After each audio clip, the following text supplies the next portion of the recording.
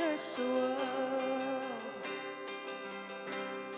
but it couldn't fill me. A man's empty praise and treasures that fade are never enough. And you came along and put me back together. And every desire is now satisfied here in your love. Oh, there's nothing better than you. There's nothing better than you, Lord. There's nothing. Nothing is better than you. And I'm not afraid to show you my weakness, my failures and flaws. Lord, you've seen them all, and you still call me friend. 'Cause the God of the mountains is the God of the valley, and there's not a place your mercy and grace won't find me again. Oh, there's nothing better than you. There's nothing better than you, Lord. There's nothing. Nothing is better than you. Praise him this morning. Oh, there's nothing better than you. There's nothing better than you, God. There's nothing. Nothing is better than you.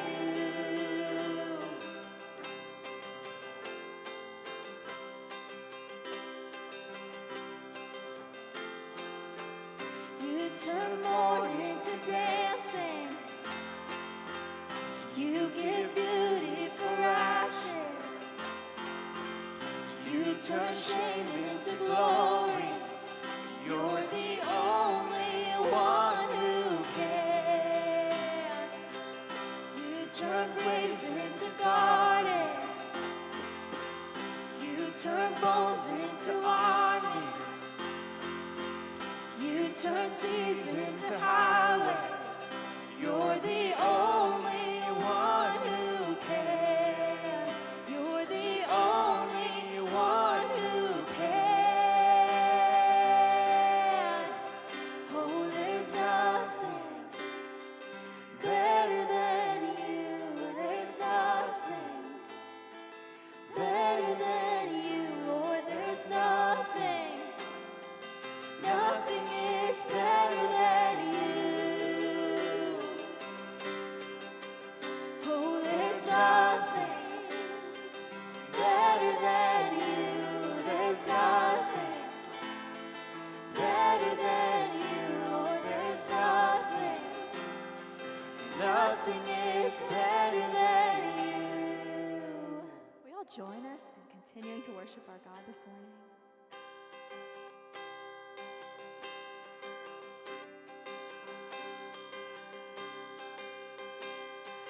Christ is my firm foundation, the rock on which I stand when everything around me is shaking. Oh, I've never been more glad that I put my faith in Jesus, 'cause he's never let me down. He's faithful through generations. So why would he fail now? He won't. He won't. I've still got joy in chaos. I've got peace that makes no sense. so I won't be going under. I'm not held by my own strength, 'cause I built my life on Jesus. And He's never let me down. He's faithful in every season. So why would He fail now? He won't. He won't. He won't fail. He won't fail.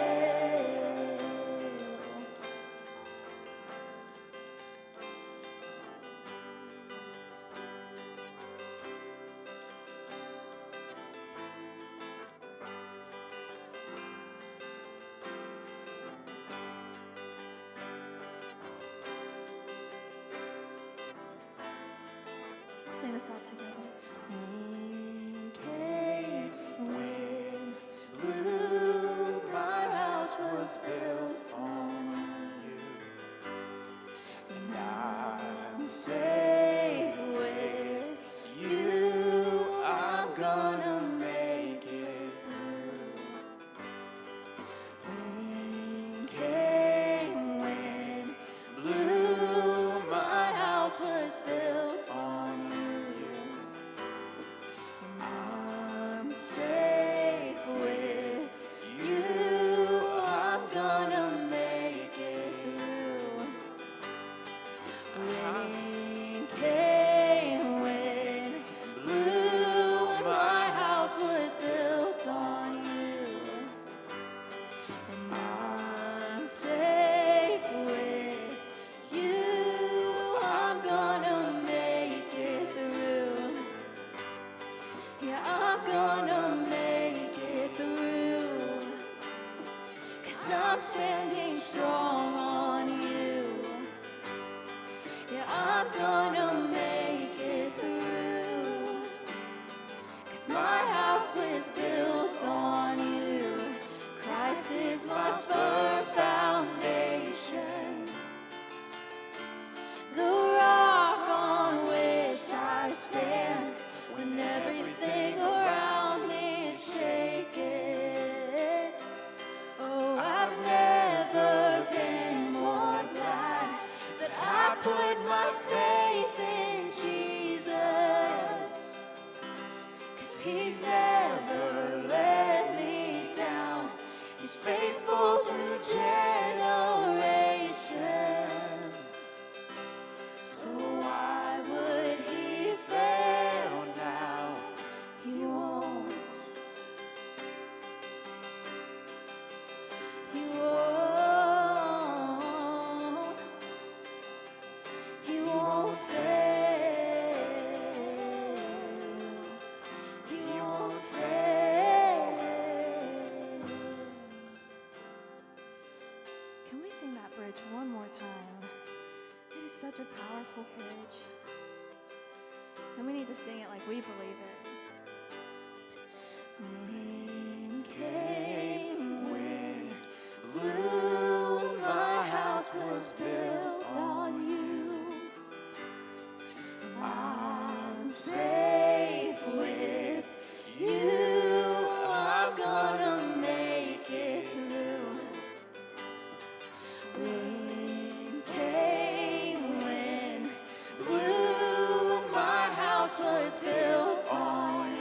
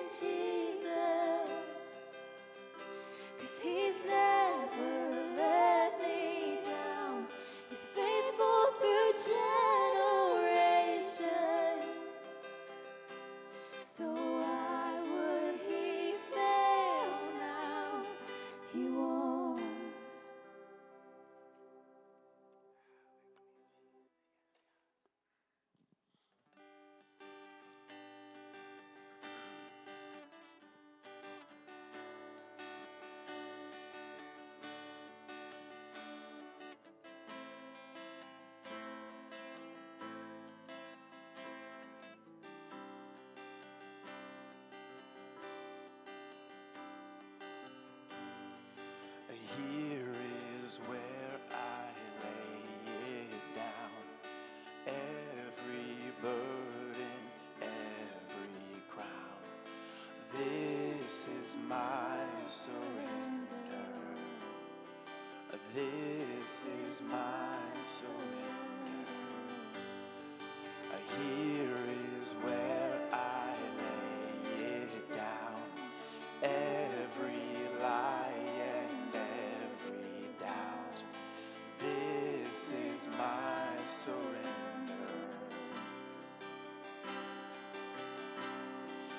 And I will make room for you, oh, for you, to do whatever you want to do whatever you want to.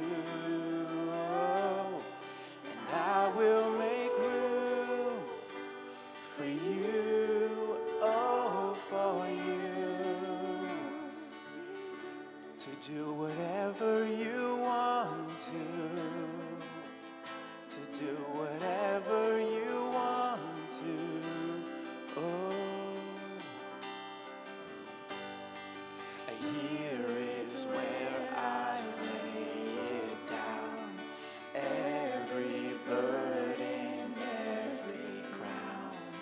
This is my surrender. This is my surrender. Here is where I lay it down. Every lie and every doubt. This is my surrender.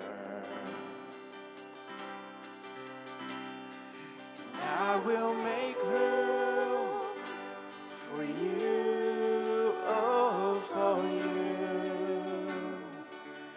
to do whatever you want to do whatever you want to. Oh, and I will make room for you, oh, for you, to do whatever you want to do whatever you want to.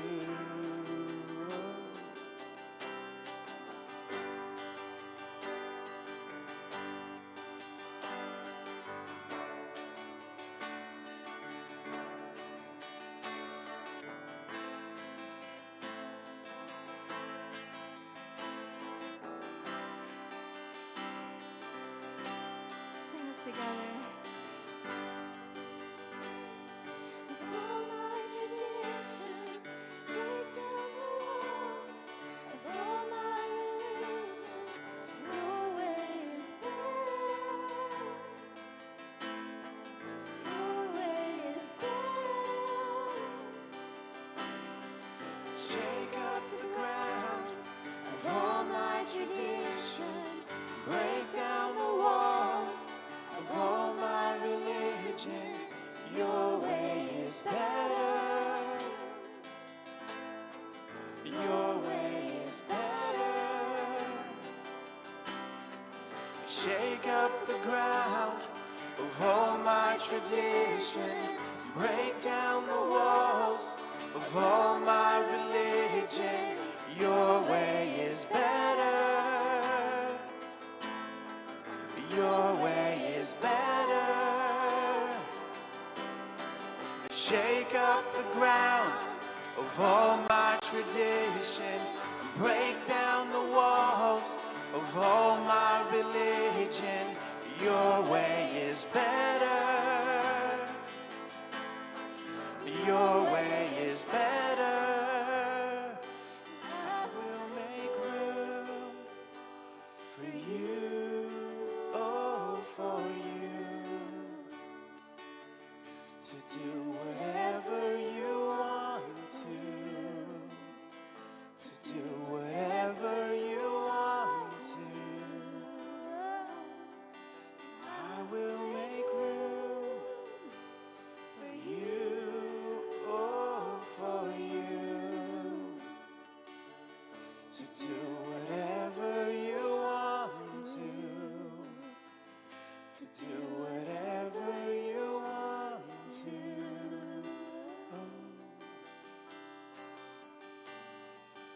Here is where I lay it down. You are all I'm chasing now. This is my surrender.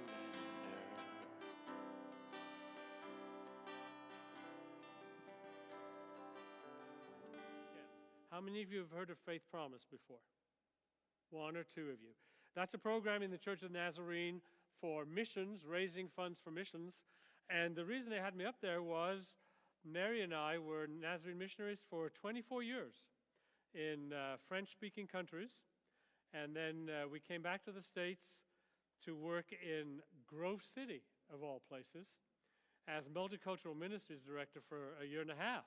It was supposed to be for a long time, but the district superintendent retired, and they elected me as their district superintendent. One of the smartest things that happened during my 14 years as district superintendent for South Central Ohio was finding a young fella pastoring in Tennessee, bringing him up to Circleville Church of the Nazarene. His name, you might have heard of it before, Wendell Brown. That name ring, is that familiar to some of you? That's your district superintendent now. They stole him from me, and they brought him up to Mount Vernon. But Pastor Wendell is a wonderful district superintendent, was a wonderful pastor, and he asked me if I'd be willing to come and walk with Galleon through these next few weeks as we move from a difficult situation that we're in to what God has for us as we move forward. I've spoken enough now that you probably sense that I'm not from Ohio. Well, I'm not. I was born back in the old country. I mean, the real old country, across the pond. And came to the United States before some of you were born, not all of you, to Nazarene Seminary to pursue a call to missions. And while I was there, I met this young lady, farmer's daughter from Coshocton, Ohio, who was out there in seminary to pursue her very own missionary call as a dietitian, a registered dietitian. And we met out there in Kansas City, and as I say, the rest of that is now, next month, will be 42 years of history together. So that's Mary. You'll get to meet Mary. I didn't know we were having a taco dinner till like a day ago. So I'm very excited about all of that. So you get a chance to meet Mary. We have two sons. Our oldest, Andrew, lives in his basement because he's a software engineer. And he works on all these computer screens around there. He and his wife, Jackie, she was a middle school teacher, live in the big metropolis of Marengo. Just next door, next county over. We have two grandchildren with Andrew and Jackie. Maggie, a very special, wonderful grandchild. She's 3. And then we have Drew, who is, how many months now? 9 months. 9 months old. Maggie was at her first baseball game yesterday afternoon. So we got to go as grandparents for the first time to a baseball game as grandparents. Did I say that right? First time to a baseball game as grandparents for a 3-year-old. And then our youngest son, Matthew, he and his wife, Carrie, live in Hilliard. He is medical director for family medicine with Ohio Health in Columbus. And they have one little boy, Lucas, and I'm looking over to Mary. He is 12 months, 13 months, 17 months. Wow. That's guys, always refer to your wife if you want accurate timelines on kids and grandkids. 17 months. And they live in Hilliard. So that's us. And we're looking forward to being with you guys for these next few weeks. I'm also working with a project in Britain. They've asked me to go back. So 2 years ago, it was time for another vote as district superintendent. I've been serving Central Ohio for 14 years. And the Lord said, I've got something else I want you to be doing. It's going to be an adventure, but if you're willing to follow me and surrender. Interesting, those songs today, weren't they? Well chosen. Willing to surrender after 40 years in ministry to a new thing, to something that you're not really going to know what it is much ahead of time. And it's not something that you've done before in terms of what you're going to be, what your lifestyle is going to look like. But if you'll be willing to surrender, step aside into a new vision, I'll be with you. So I think I surprised the district assembly and everybody on all the boards that you tell beforehand when I said, I'm not taking another vote this year. The Lord has something else. I'm not quite sure exactly what all of it is. I know some of it's going to be involved traveling overseas again, but that's what's going on. So I'm now working with the place I came from 40-some years ago, back to the British Isles on the South District, helping a group of 5 churches, 2 of which have not had pastors in over a decade, one of which is a restart. They started a new work 10 years ago.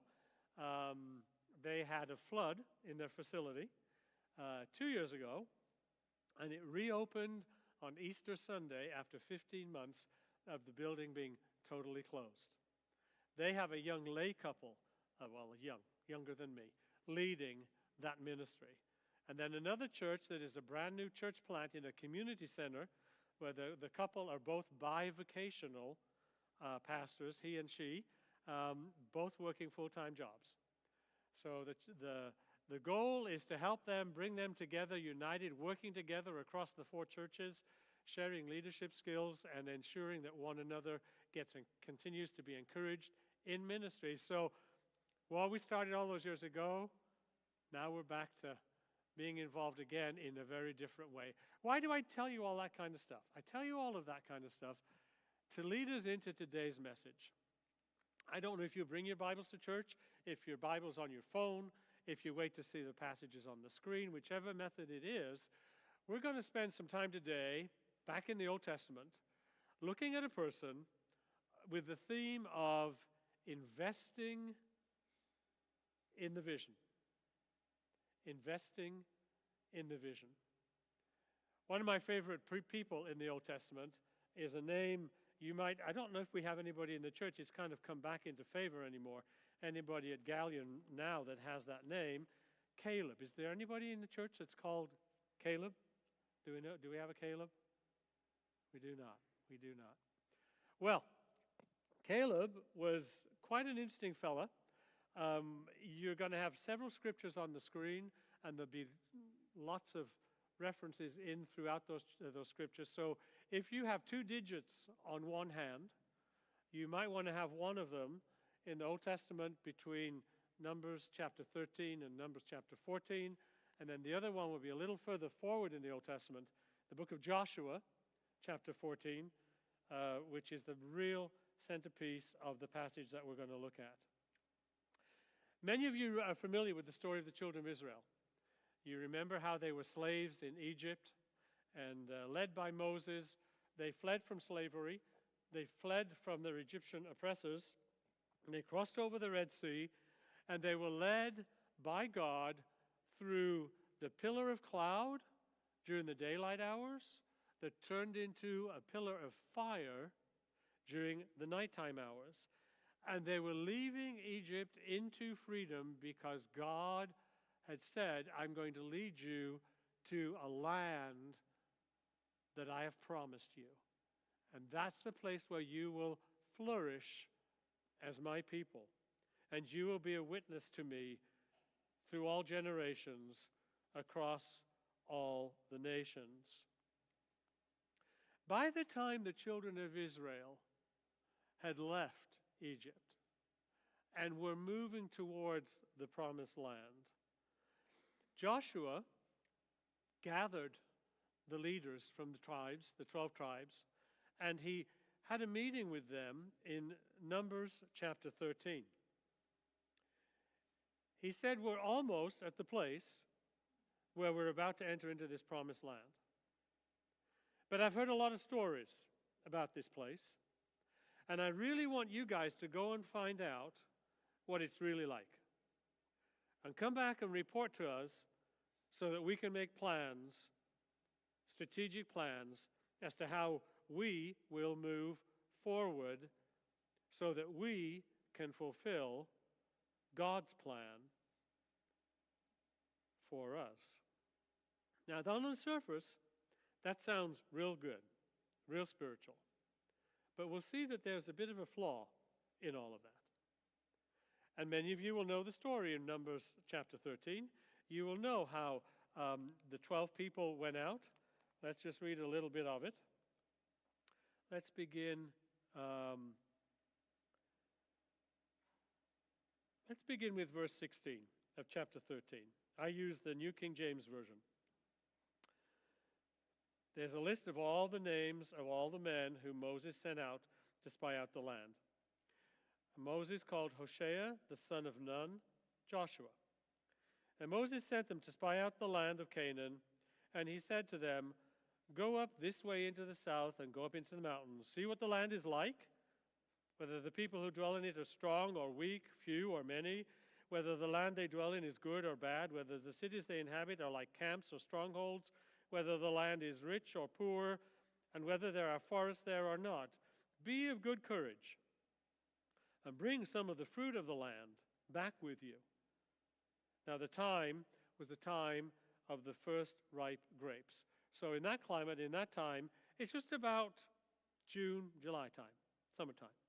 Sooner, they bring their harvest in sooner than we do. So he sent the 12 of them out. Included in those 12 were two men whose names will become familiar to us as you read forward in the Old Testament. Two people, Joshua, Caleb. They went out, and they went throughout the land.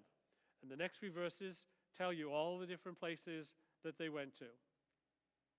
They came to the valley of Eshcol, verse 23, and they cut down a branch with one cluster of grapes. It was so big they had to carry it between two of them on a pole. I've not seen grapes that big, but they did. They also brought some of the pomegranates and figs, and probably a whole bunch more samples with them of everything they found in this rich, fertile land. And they returned from spying out the land after 40 days. They departed, came back to Moses and Aaron and all the congregation of the children of Israel in the wilderness of Paran. They brought back word to them and to all the congregation and showed them the fruit of the land. Where were they when they came back? Where did they meet all the people back again? In the wilderness of Haran. And how long had they been there? Well, commentators will vary, and they'll tell you different pieces of story for that timelines. But they'd been wandering in this particular part of the wilderness at least 2 years. Can you imagine? God's promised you a land. It's filled with wonderful things. And you're getting closer and closer and closer to it. You're proud of Moses because Moses has a plan. He has a strategy. He's sending out these people and he's telling them where to go, what to look for, what to be aware of, what to be careful about. And he sends them out for 40 days. Can you imagine the excitement of the people waiting for them to come back? Very, very excited. Great plans ahead. Great things are going to happen.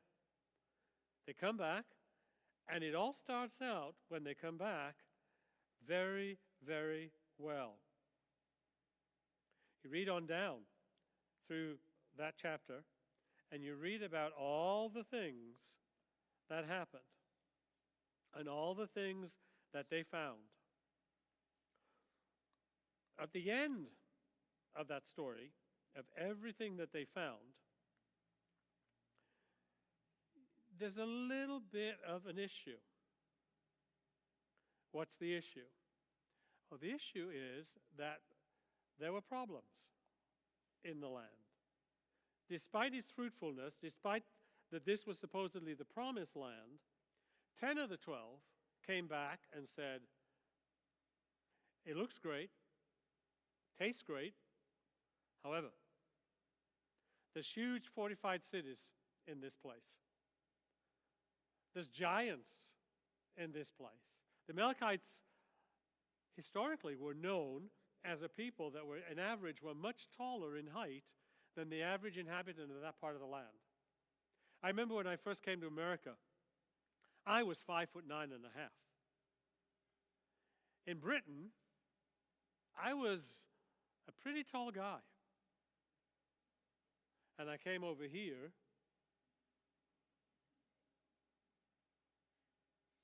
Back in those days, the average height of people was somewhere around 5'2". People were small. And here, these folks inhabiting these fortified cities, particularly the ones on the high plains, the Amalekites, 6 foot. 6'1". Not only were they tall, Arnold Schwarzenegger types, but they had these big fortified cities with huge walls around them. There were giants in the land of milk and honey. 10 of them came back. And what did they report? Well, I think you know what they said. They said, it is too dangerous. You read on to verse 27. We went to the land where you sent us. It truly flows with milk and honey. And this is its fruit. And they showed them it all, and they enjoyed it. Nevertheless, key word here. Nevertheless, the people who dwell in the land are strong. The cities are fortified and very large. Moreover, we saw the descendants of Anak there, the Amalekites. They dwell in the land of the south. The Hittites, the Jebusites, and the Amorites, they dwell in the mountains. Canaanites dwell by the sea. And they were beginning to get stirred up. The people were beginning to be afraid. They were beginning to look around and say, oh, this is not going to be easy. This is not going to be easy. Caleb steps forward. And all the people are murmuring and looking at each other. And what do you think? Could this really be what it is? See, the people had a problem. They didn't realize they had a problem, but they had a problem. They were looking at God's promises, this promised land out there, from a horizontal point of view. Pastor Trevor, what's a horizontal point of view? A horizontal point of view is when, yes, you believe God's promises. Yes, you can take God at His word about His promises to look after you, take care of you, be with you, walk with you. But as you are looking to God, you are also, as a human being, looking around you. A horizontal view is when you take in everything about your surroundings, everything about your circumstances, as at the same time, you're trying to take in what God is saying and what are God's promises. And what happens when you have that horizontal view? Well, what happens is what happened here. Caleb had to stand up in front of them all, and he had to say to them, let us go up at once and take possession, for we are well able to overcome it. He realized that the longer the people stayed in this state of, I wonder, what if, maybe, no we can't, look at what's in front of us, there's these obstacles, there's these difficulties, there's these giants in the land. But the men who had gone up with him, this was 10 of the others, not Joshua, but the other 10 that had also seen the very same things, that Caleb had seen, experienced the very same things that Caleb had experienced. They said, verse 31, "We are not able to go up against the people, for they are stronger than we are."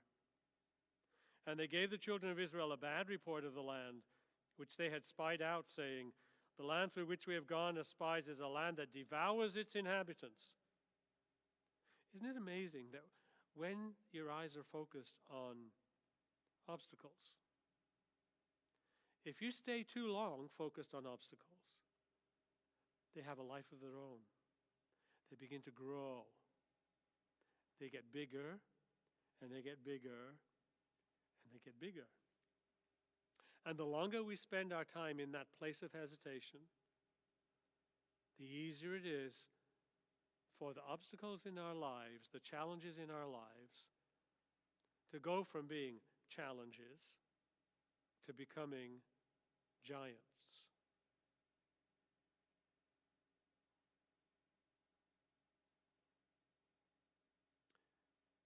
There we saw the giants, verse 33.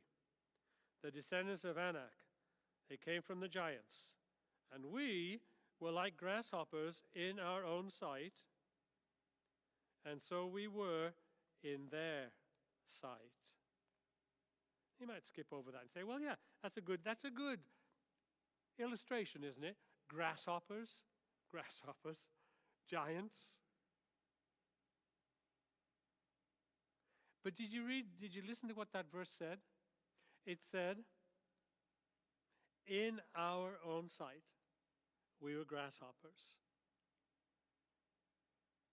That's the other thing that happens when we spend our time with this horizontal vision. In our own sight, we look like grasshoppers. I would be the first to raise my hand. Am I the only one in here that will say, I have felt in my so many years of living on this planet, there have been times in my life when I have felt like a grasshopper, even as a believer, faced with the giants of the land. Am I the only one? Some of you might be there right now because of our recent sad situation that we're going through. However, the key here is that word, that verb, I should say, not word, in our own sight. There's no mention in their response of, and however, God is with us. There's no mention in these words of, God will help us. They only had half of the thing right. Yes, they were grasshoppers faced with these giants. And they would remain grasshoppers as long as they stayed with the horizontal view.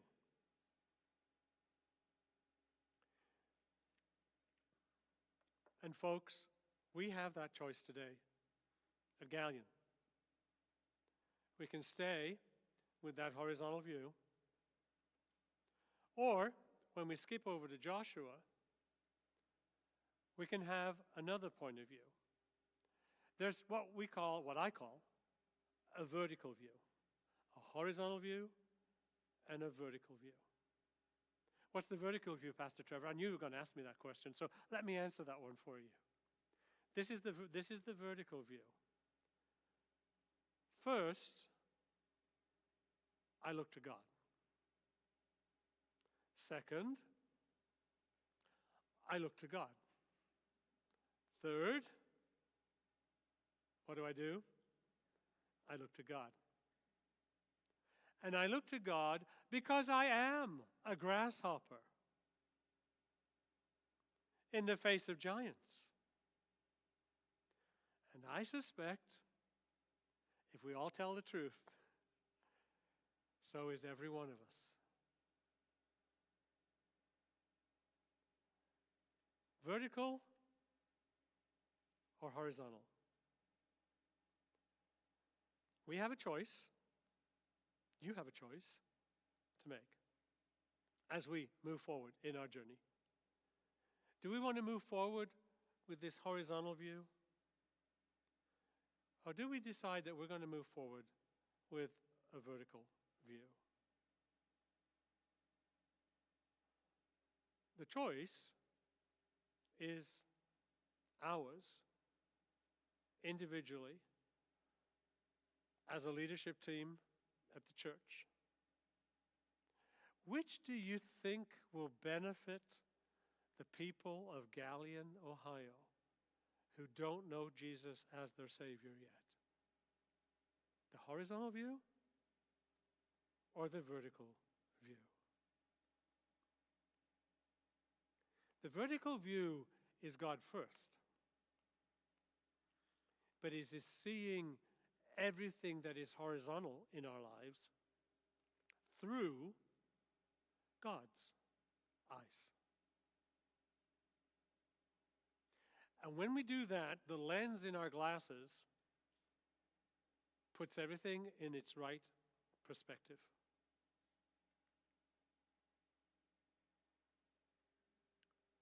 We are children of light.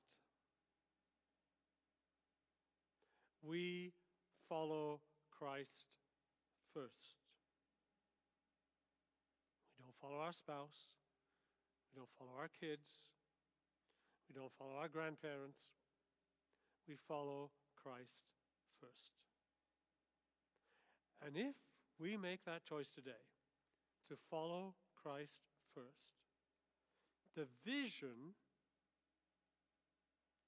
will not be a chopped up one. The vision will not look like scattered glass pieces somewhere on the ground.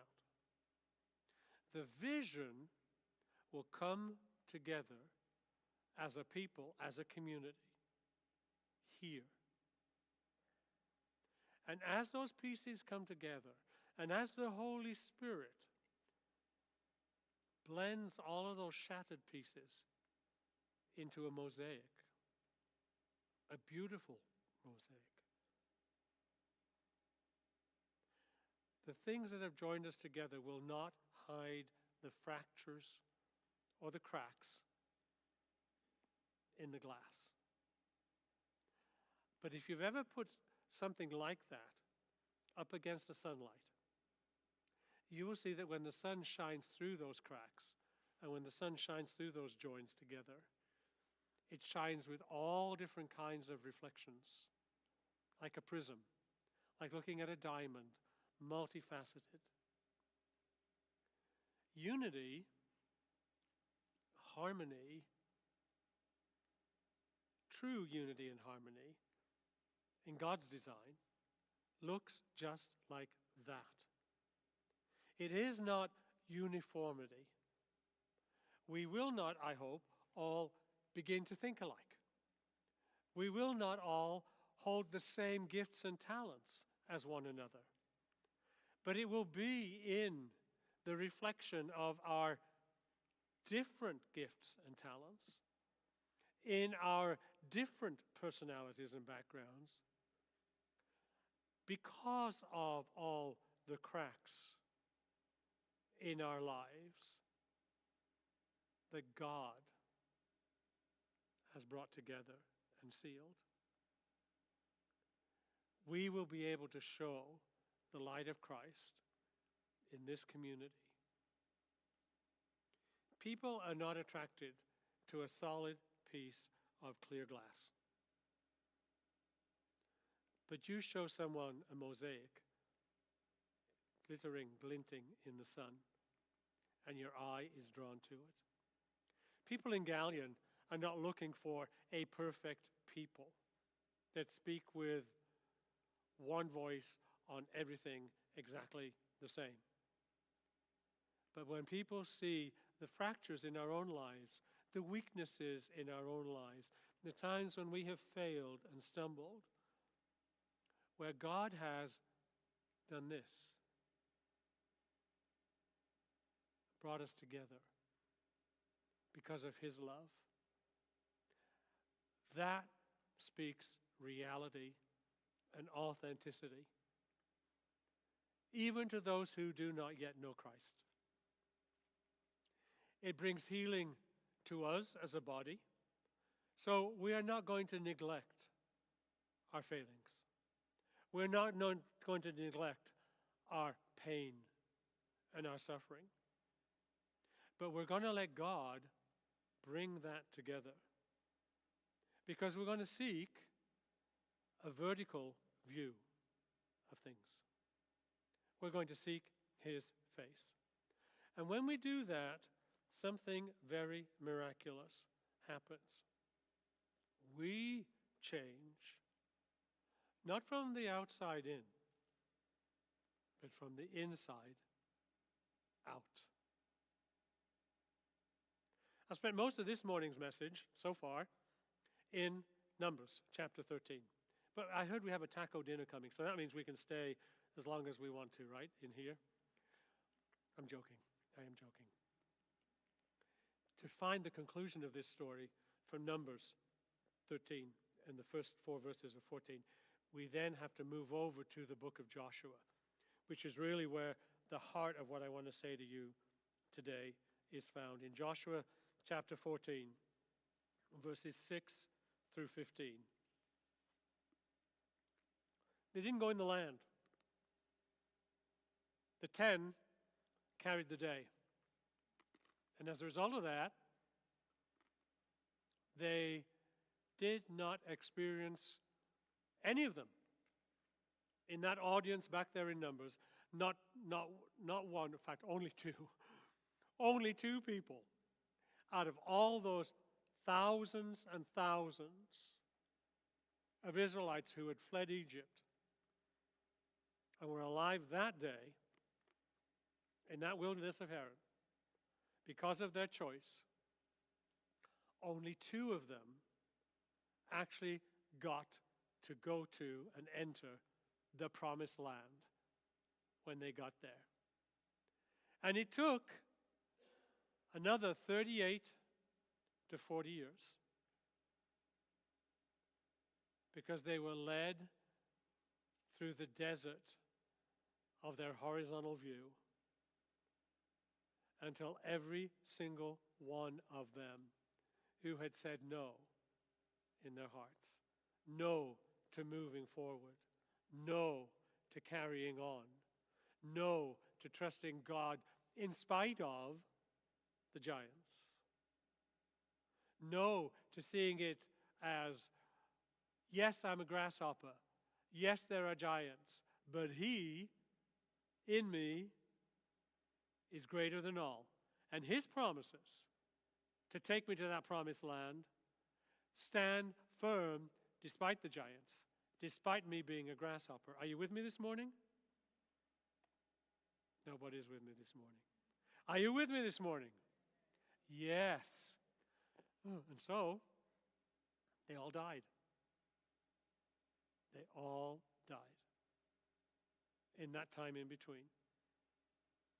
Those people who write those big books called commentaries and know all of this stuff, they tell us that there must have been, on average, several hundred funerals a day, every day, from that time forward until they actually enter into the promised land, until every one of that generation was gone. Then we have Caleb and Joshua. Caleb, who had spoken up in favor of God and God's promises, had to live through 38 years of watching everybody around him who he knew pass away and not enter the promised land. Until finally, by the time we get to Joshua chapter 14, the promise is about to be fulfilled. I don't have time to give you everything I want to give you this morning on this, so we'll do part 2 next Sunday. But I do want to make sure that we do get to this part in chapter 14, verse 6. Then the children of Judah came to Joshua in Gilgal.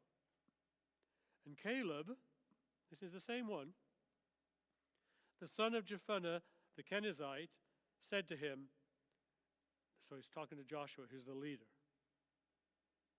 You know the word which the Lord said to Moses, the man of God, concerning you and me in Kadesh Barnea. I was 40 years old when Moses, the servant of the Lord, sent me from Kadesh Barnea to spy out the land, and I have brought back word to him as it was in my heart. Nevertheless, my brethren who went up with me made the heart of the people melt. But I, wholly, W-H-O-L-L-Y, I wholly followed the Lord my God. Now, I could stop right there. And that would basically put us in Galion right where we are today, if we stop right there. Because we have a choice as a church, as a people of God.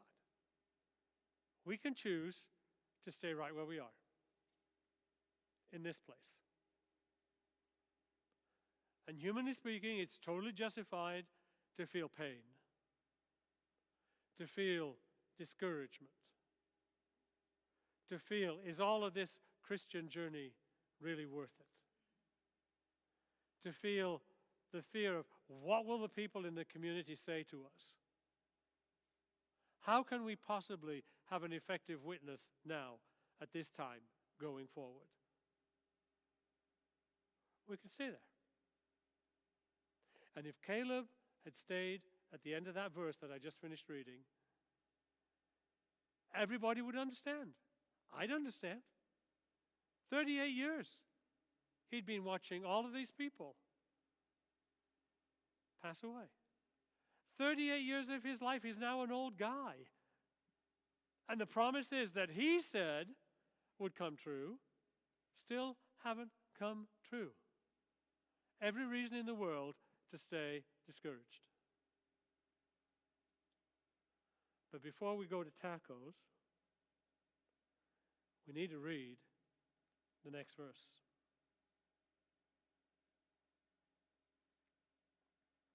So Moses, verse 9, swore on that day, saying, surely the land where your foot has trodden shall be your inheritance and your children's forever, because you have wholly, once again, W-H-O-O-L-L-Y, you have wholly followed the Lord my God. And now, behold, the Lord has kept me alive, as he said, these 45 years. Ever since the Lord spoke that word to Moses, while Israel wandered in the wilderness. And now, here I am this day, 85 years old.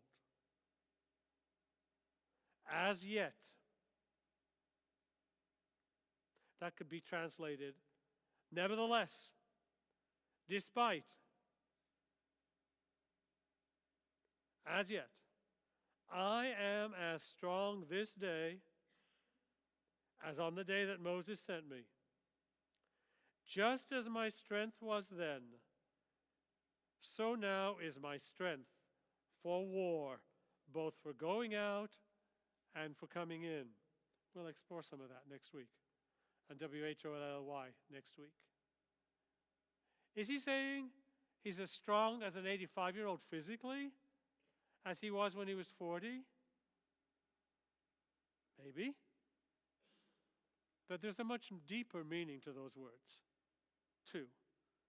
And it's held in that one word, W-H-O-L-L-Y. He went through it. He is about to come out the other end. He is about to see God fulfill all the promises that God had given them. Because his heart was wholly given over to the vertical vision.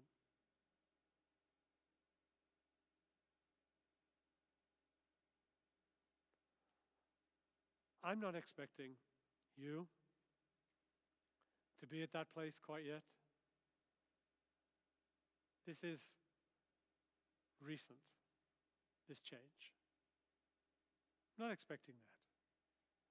But I am asking you on this Sunday to think about Caleb, to think about the choice every one of you has today. This choice between that horizontal vision and the vertical vision. Tell me again, Pastor Trevor, quickly, what's the main problem? What's the main difference there? The horizontal vision allows the giants and the fact that you're a grasshopper to overcome you and to rob you of the vision that God has for you, your church, this community. The vertical vision takes into account the giants and the fact that you are a grasshopper. Sad news is you're always a grasshopper in both visions here, so just get over it, okay? You're a grasshopper. I'm a grasshopper. But taking them into account does not defeat you, because God is still God above it all. And He and His promises, if your heart, like Caleb's, can be wholly His, He will bring victory for you on a personal level, this church, and this community.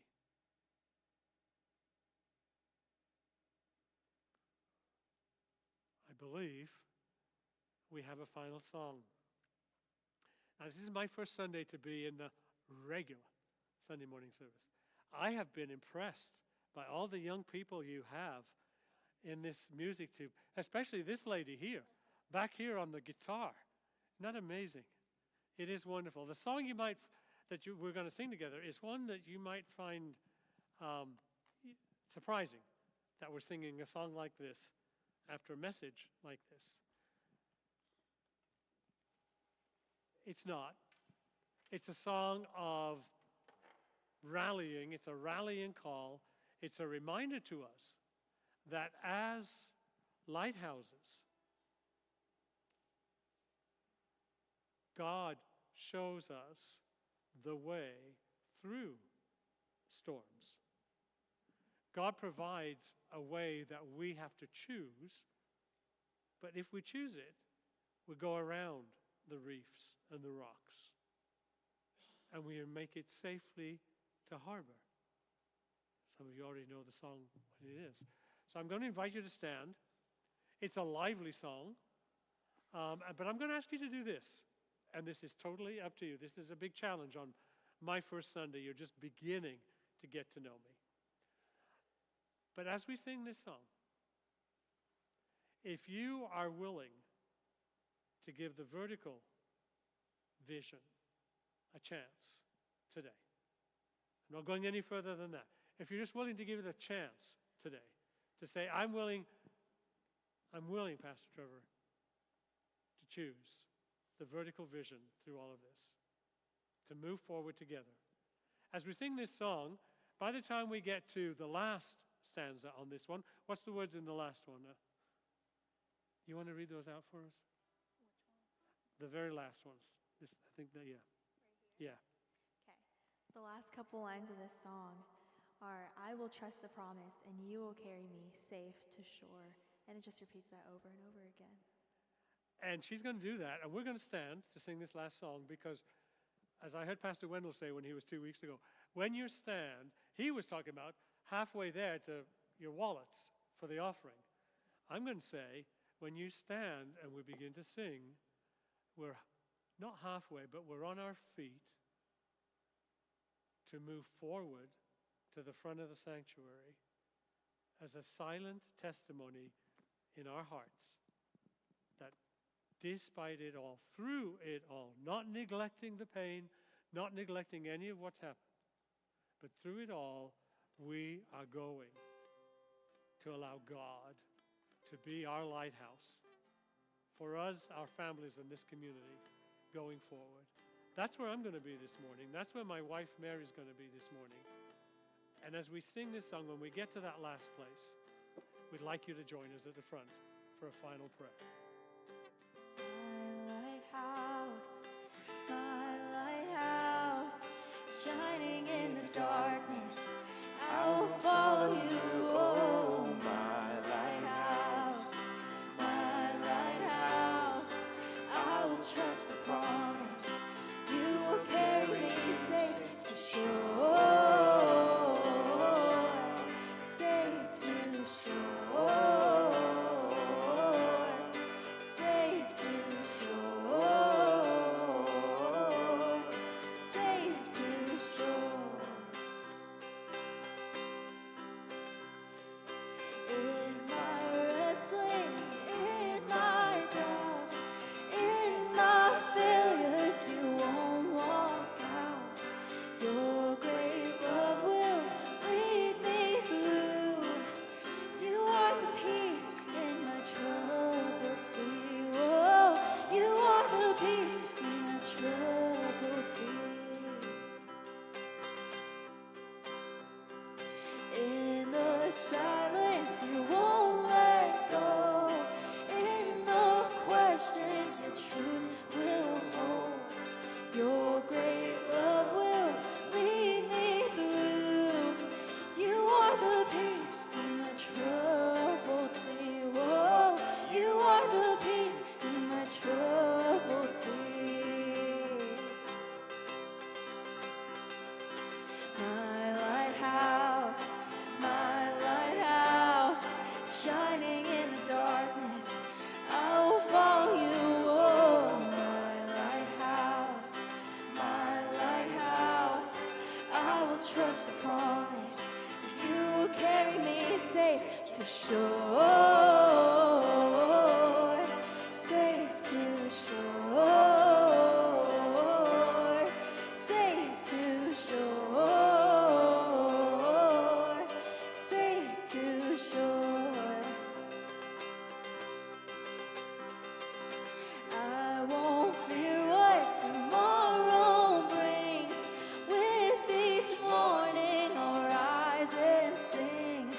My God's love will lead me through. You are the peace in my troubled sea. Whoa, you are the peace in my troubled sea. Let's sing this out together. My lighthouse, shining in the darkness, I will follow you. Oh, my lighthouse, I will trust the promise. You will carry me safe to shore, safe to shore, safe to shore, safe to shore. Far before us, you're the brightest. You will lead us through the storms. Far before us, you're the brightest. You will lead us through the storms. Far before us, you're the brightest. You will lead us through the storms. My lighthouse, shining in the darkness, I will follow you. Oh, my lighthouse, I will trust the promise. You will carry me safe to shore.